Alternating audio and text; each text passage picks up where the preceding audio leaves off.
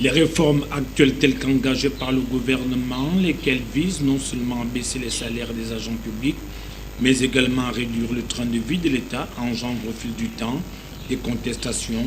C'est le cas des agents publics qui se sont une fois de plus mobilisés ce jour en vue de faire ombrage à cette décision qui, sans nul doute, va de nouveau précariser l'agent public qui jusque-là n'est pas bien loti.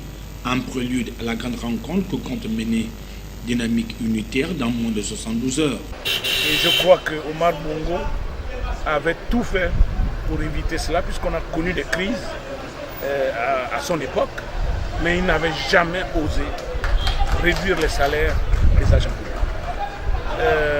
Ali Bongo a décidé, puisque c'est lui le président du Conseil des ministres, il a décidé de réduire les salaires des agents publics.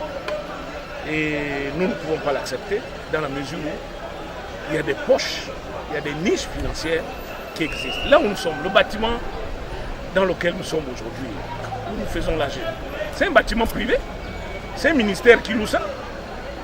Est-ce qu'on peut savoir combien l'État paye le loyer ici et à qui l'État paye ce loyer? Et ces bâtiments, il y a des dizaines, pour ne pas dire des centaines dans notre pays. Donc, le gouvernement y gagnerait à supprimer d'abord les baux administratifs. Comment peut-on comprendre qu'avec l'embellie que nous avons connue entre 2009 et 2015, aucun bâtiment administratif n'a été construit? Nous sommes, l'administration gabonaise est en location. Donc, tous ces aspects-là, nous pensons que s'ils réfléchissent bien, ils savent où ils peuvent trouver l'économie de 68,72 milliards au lieu de prendre ça chez les anciens publics qui souffrent déjà de la cherté de la vie. S'agissant des États africains dont la cherté de la vie inquiète des consommateurs, le Gabon, qui précédemment occupait la 7e place, se trouve propulsé à la 3e place. Nous avons les augmentations de carburant, des taxes, des prix. Nous les supportons déjà dans nos salaires.